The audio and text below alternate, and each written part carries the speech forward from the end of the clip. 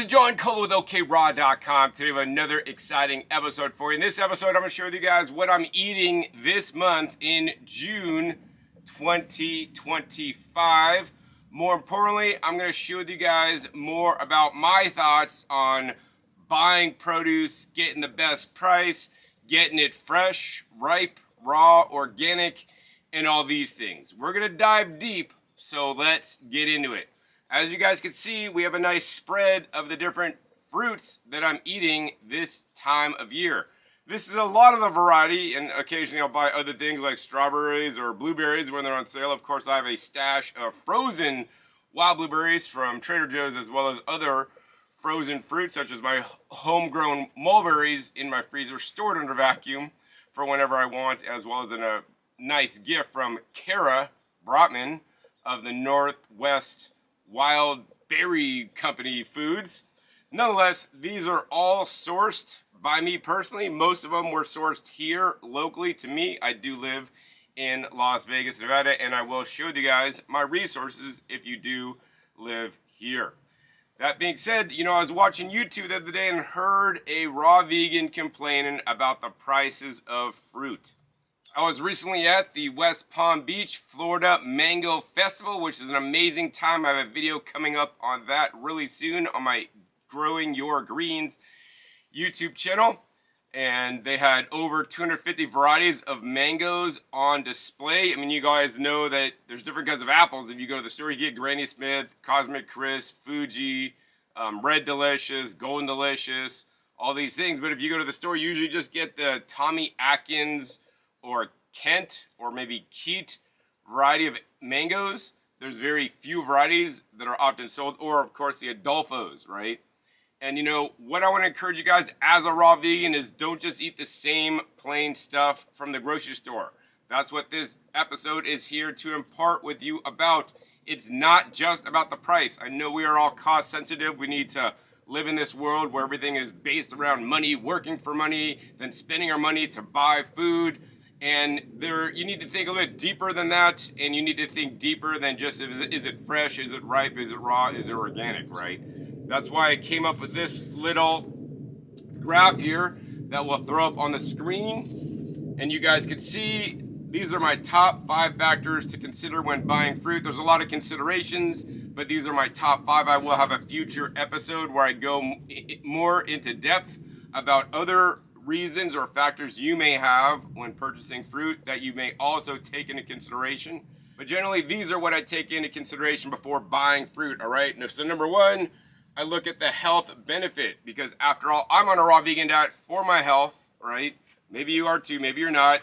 If you're not, then maybe this is going to be 5%, and for me it's 25%. That's the majority of the reason why I am buying my fresh fruits. It's for the health benefits, nutritional density, not just the different phytonutrients and phytochemicals, the different vitamins, minerals, micronutrients, but more importantly also the different kinds of fiber that can help feed our microbiome and give us health, and especially health in the long term. Next up, another thing very important to me is 20% is vibrancy, life force, and freshness. This, of course, is very important to me, and for many people, it may not be that important to you. And of course, along these lines, I would ask yourself to think about, hey, how long ago was that fruit harvested before I'm picking it?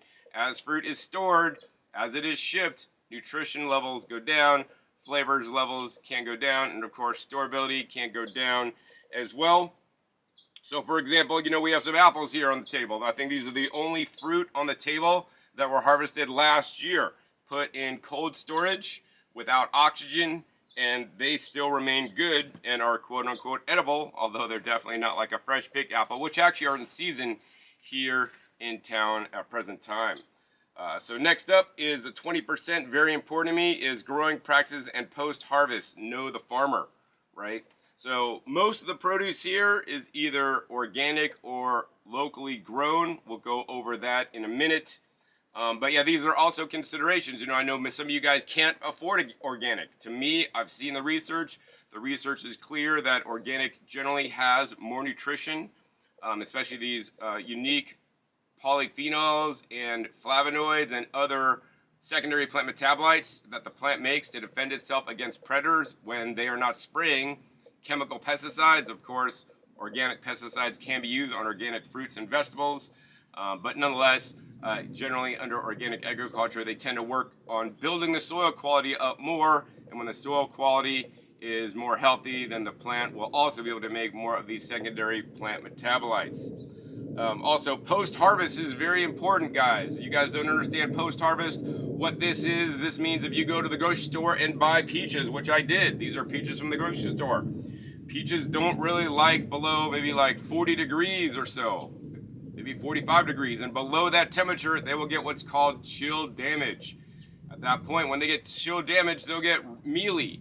There'll not be the enzymatic reaction to kind of get them to turn quote-unquote ripe or get soft and get sweeter.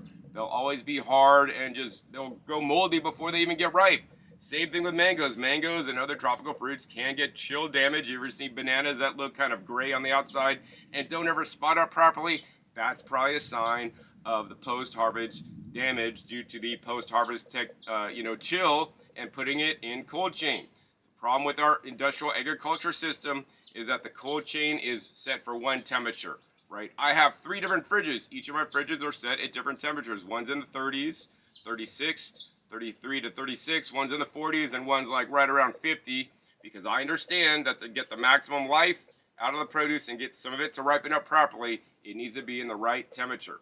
That being said, industrial agriculture puts everything in the fridge because the lettuce is commingled with the mangoes, and while the lettuces like it cold, the mangoes don't like it that cold, they get chill damage. That's why when you guys buy mangoes, sometimes they always stay hard, they never get ripe. Could have been picked too early, but also could have been chill damage. And you will never know this unless you grow it yourself, which I'll explain. Some of these fruits I actually grew myself, all right?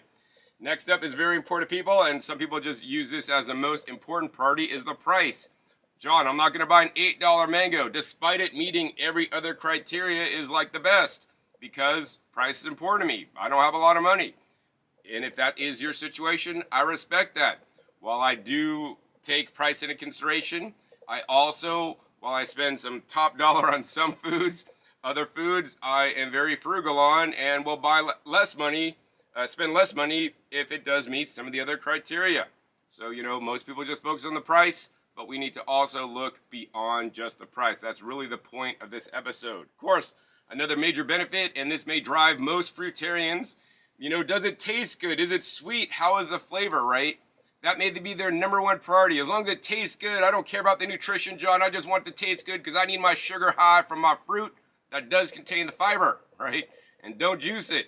Nonetheless, I respect you if you want to have, taste and flavor is 80% of why you buy your fruit. That's cool. I just want to be clear definitions, and if, taste flavor is 80%, the price is 10%, and some of the other factors are smaller, and then you're complaining about the price, you shouldn't, because you are achieving the factor that is most important to you when buying your fruit. As I said, as you can see on this chart, the reason why I buy fruit for the health benefit, and then of course the vibrancy, life force, the growing practices, the price also important, and the flavor and taste not that important to me in relativity to other things. That being said, when it's grown organically, when you have health benefits and when you have life force, generally things are going to taste better, all right? So yeah, that's my chart. I want you guys to consider this before buying fruit. Now let's introduce some of the fruits that I have for you today and why I specifically bought them. As you guys can see, the table is divided pretty much in half. This half is all industrial grown commercial produce.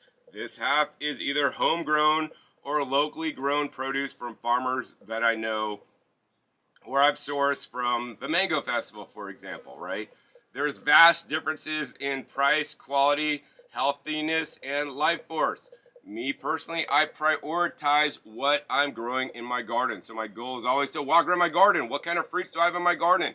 Can I harvest those first? Can I eat those first before I visit local farms, which I visit local farms every single week when I'm in town to pick up some of their freshest, ripest fruits, okay? After that, if the local farms don't have stuff because maybe it's out of season, then I go to the grocery store or health food stores and buy organic produce. That's the second level.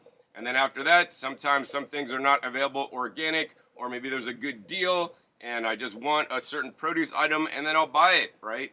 So that's how I think maybe some of these ways I live my life as a 30-year raw vegan may help you live your life in a more sustainable way. So another thing very important to me is that I visit the farm and pick the fruit or vegetable off the tree or plant so that it is fresh as possible, so I know it has the most life force. The local you pick farm that I go to that some of this fruit is sourced from is Gilcrease Orchard. So you may want to visit them when you're in Vegas or if you come to Vegas on vacation.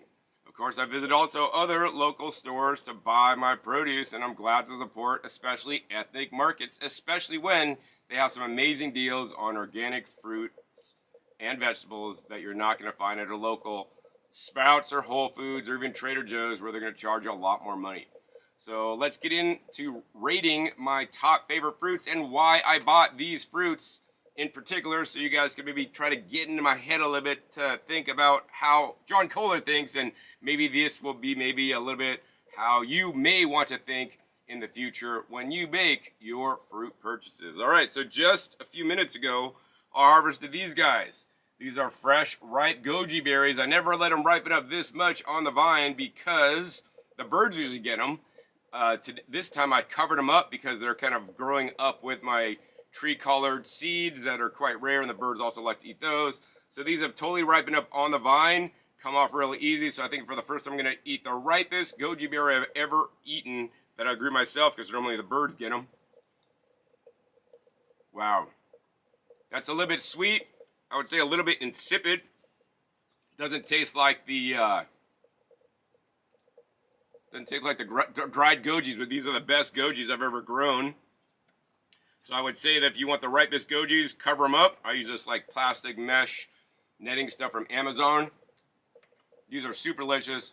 To remind you guys, goji berries are actually in the Solanaceae family of plants. I love them. So yeah, that'd be my top one. Because why? Because I picked it fresh. Most life force. I know the growing conditions. It's beyond organic. And also, of course, there are berries, which are highly nutrient dense and provides health benefits. Next up, I harvested just some other trees in a pot, really. These kumquats. Kumquats are amazing. You know, people think, oh, I hate kumquats, John. You know, the thing with the kumquats is actually they have a lot more skin area than flesh area, and more importantly, you actually eat the skin of the kumquat. The skin of the kumquat is actually sweet, and the inside is sour. So for fun, you might want to eat kumquats with miracleberry fruit. So I don't have a whole lot of fruit trees on this property because I grow mostly vegetables, as you guys can see behind me. But I love my kumquats. They do quite well, and pretty much they have fruit on it most times of the year. I, of course, let my fruit stay on the tree, which is my refrigerator, and I only harvest it as needed. I don't just pick them all and then put them in the fridge and then, you know, use them. I harvest them as needed. Next fruit I bought locally here from the farm are some figs.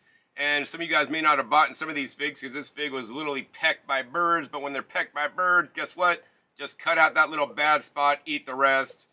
That's going to be a good one because the birds know when things are ripe. Next up, we got from another local farm are the stone fruits. So we got a mixture of the yellow peaches. We got some white peaches in here. We got some dinosaur egg pluots and some apricots here. I love my stone fruits. My goal is to eat as locally and seasonally as possible. Let's see. So the stone fruit were about $2 a pound, which is an amazing deal for fresh fruit. Near me, using basically, they don't spray pesticides. You know, they use organic growing practices, but they're not certified organic, but I'm good with that, all right? So if you guys want less expensive fruit, then you could go over to this side. We have a seeded watermelon and a cantaloupe. They were 75 cents a pound at Gilcrease Orchard. So, you know, my priority is eat all the fruit that's going to go bad first. So that's the stone fruits. But then I have these as backups if I need something more watery and juicy. All right. Next up, not exactly local, but it was local when I was there because I picked up these mangoes in South Florida. These mangoes were from South Florida, and, you know, as I said, mangoes in South Florida are expensive. If you live in South Florida and you try to save money, I would say move. You're in one of the most expensive states to be a raw vegan in the whole country, in my personal opinion, based on my travels. Mangoes that are, you know, like homegrown style mangoes in Florida sell for around $5 a pound. Sometimes a bit less, I saw one place at Zane's World that sold the overripe ones for $3 a pound. Maybe some places will sell them for $7 a pound, right? That being said, these mangoes, as you will see, are not the same as the mangoes on the other side. You know, this mango is over a pound right here. You know, this could cost $7, but is it worth it? Only you can decide. If the flavor of mango is very important to you and the nutrition, the life force is important, then I would say absolutely yes. I could also tell you I got some mangoes that are extremely rare. This is my favorite kind of mango right here. This is known as the lemon zest. Also things like the lemon meringue are some of my favorite too. The Indo-Chinese, which is probably one of these, which I don't know the variety of. They taste incredible. They don't even taste like the common mangoes in the store. And of course, if you live in South Florida and you don't want to pay the high price of produce, then you want to click the link down below to my video of the Fruit and Spice Park. Evidently, one of my viewers saw my video many years ago, and I saw him go to the Fruit and Spice Park. He had an annual pass, and he doesn't even live in Florida. He just comes down during the mango season, and he lives in his car. And he comes in the morning, flashes his pass. Right when they open at 10, that's the best time to come. That's when I was there. He went straight for the mangoes. We followed him. I was there with Kailash. And then we ate a bunch of mangoes dropped off the tree. All for free. One entry price, $15, right? Or if you join the annual pass, it's a better deal. And then go to Fruit and Spice Park quite often, once a week minimally.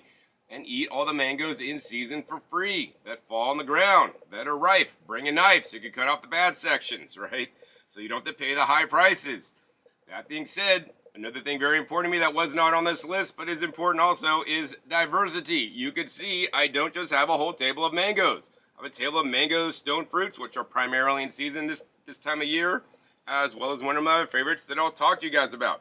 So anyways, on this side of the table, you could see, like, a good portion of my produce is locally grown or from farmers that I know or have met. You know, so that's very important. And some of these items, you know, I got for a really good price. So next up, let's go to this side, and some of these prices may surprise you because most of these were purchased off price, as well as my other criteria, although I know they may not taste the best or have the most vibrancy. We'll start up here at the front.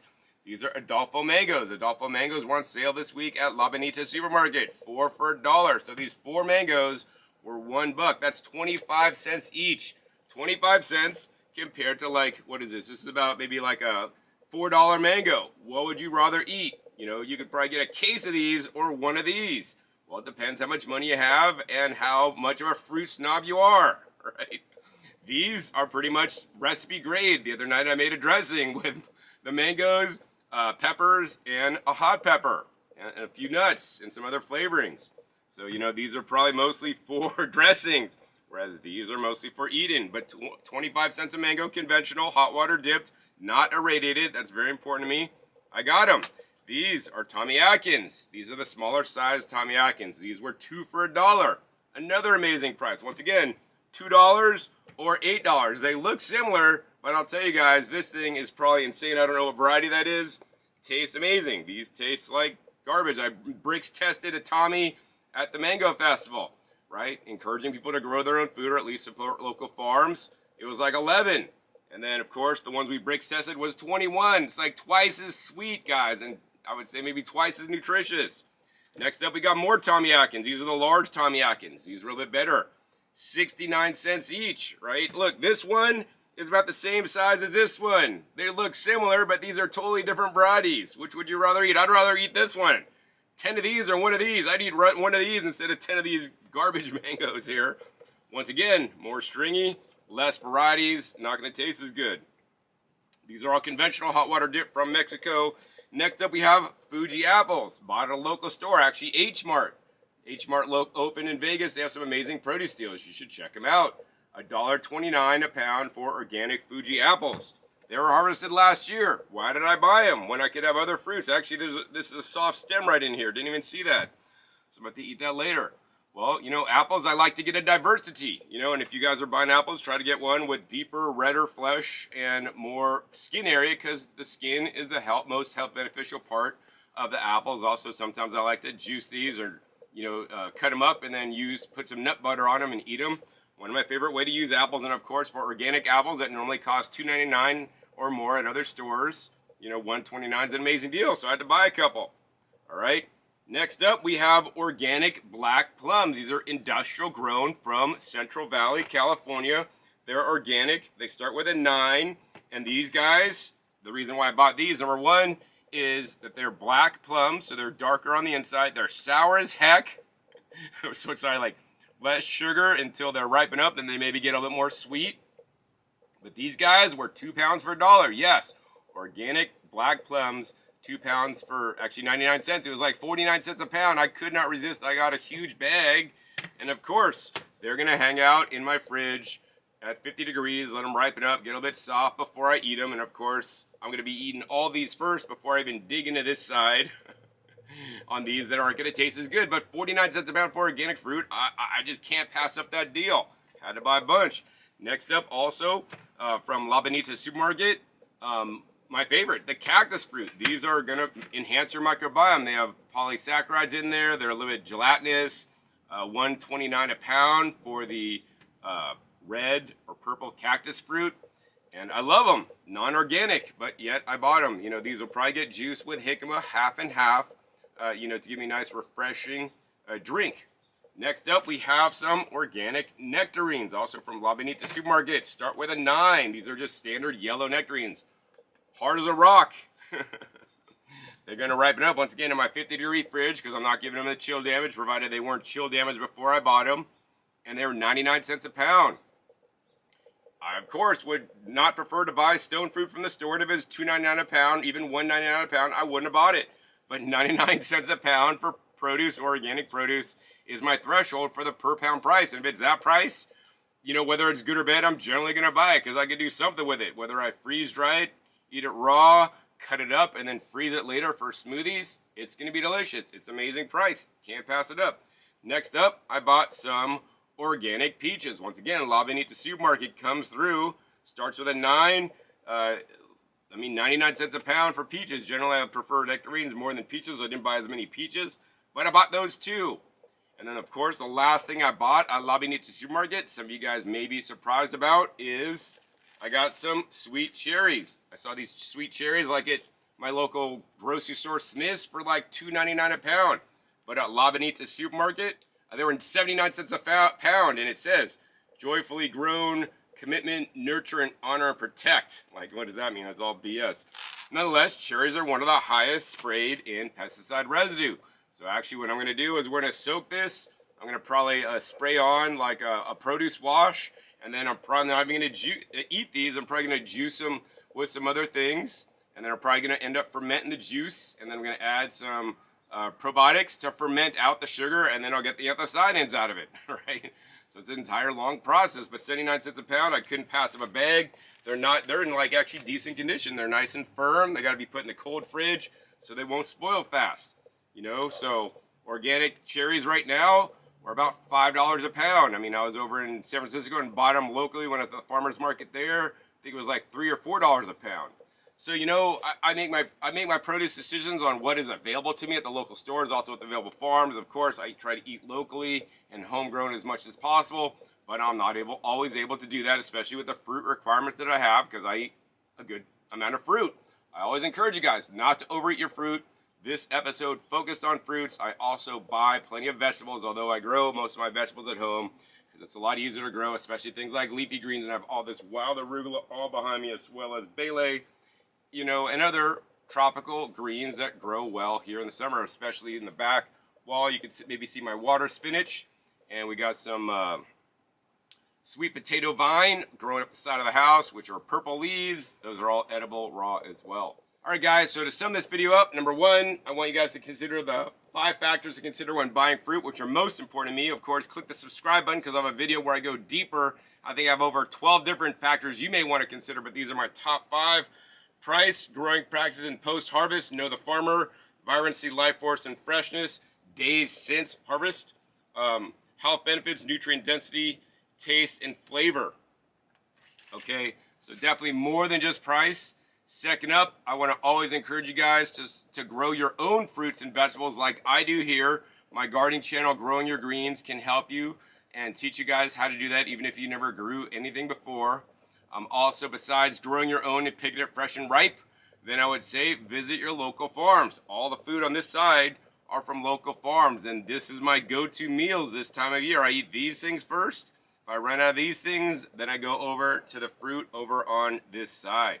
Know your farmer, get to know them. Hopefully you can find a U-pick near you so you could pick it, maybe even taste test it before you buy it to make sure you guys get the ripest fruit, because when somebody else is picking it for you, you don't have a choice on the ripeness. You are dictated to them based on them not wanting the produce to go bad and losing their profit. Nothing to do about the flavor or nutrition. I mean, you can see some of these are so soft, they're already bruising. So I'm going to have to probably eat them after this episode. All right. And of course, finally, don't forget about independent markets, especially ethnic markets such as Asian markets, such as Mexican markets, Hispanic markets that can have amazing produce deals that will sell organic produce items at non-organic prices. Shop around. Of course, also I would say, visit local grocery stores and other health food stores to buy your organic produce if you can afford it. So once again, it depends on your needs. Like, my goal isn't to buy 25-cent mangoes because they're cheap just to get a good deal, right? Everything has to be in context, and of course, that's why I flew to Florida to speak at the Mango Festival and also source some of the best mangoes so I could have the best mangoes here in Vegas. Pretty much, I guarantee it. All right, so yeah, that gives you guys an idea of what I'm eating and also my logic and thoughts behind choosing the different produce items that I do. Hopefully this will, give to you some more ideas when you buy your produce so that you guys could buy produce that's going to taste the best and is most nutritious, or even maybe meets your taste or price criteria if those are important to you. If you enjoyed this content that you're not going to see on any other YouTube channel, because I don't know other YouTube channels that really talk about the quality, right? They go deep to kind of get you thinking about these things. Please be sure to give this video a big thumbs up. Also, more importantly, share this with other people into raw vegan diets and fruitarian diets so that they can source higher quality fruits and vegetables to taste better, also even get some of the lowest prices and be healthier because of it. If you guys enjoyed this episode, I don't want you guys to miss out on future episodes, so make sure you click the subscribe button right down below so you don't miss out on my new and upcoming episodes coming every 5 to 7 days. You don't know where I'll show up, what new knowledge I'll be dropping on you, or what new guests I'll be having to share their knowledge with you so you guys could eat a plant-based, raw-based diet, fruits and vegetables dominated the healthiest way possible. Make sure you click the little bell so you get notified as many of us come out. And finally, be sure to check my past episodes. Past episodes are full of knowledge. Over 850 episodes at this time on this channel dedicated to you guys all about how to eat more fruits and vegetables in the best ways possible so that you can be healthy. So with that, my name is John Kohler with OKRaw.com. We'll see you next time, and until then, remember, keep eating your fresh fruits and vegetables. They're always the best.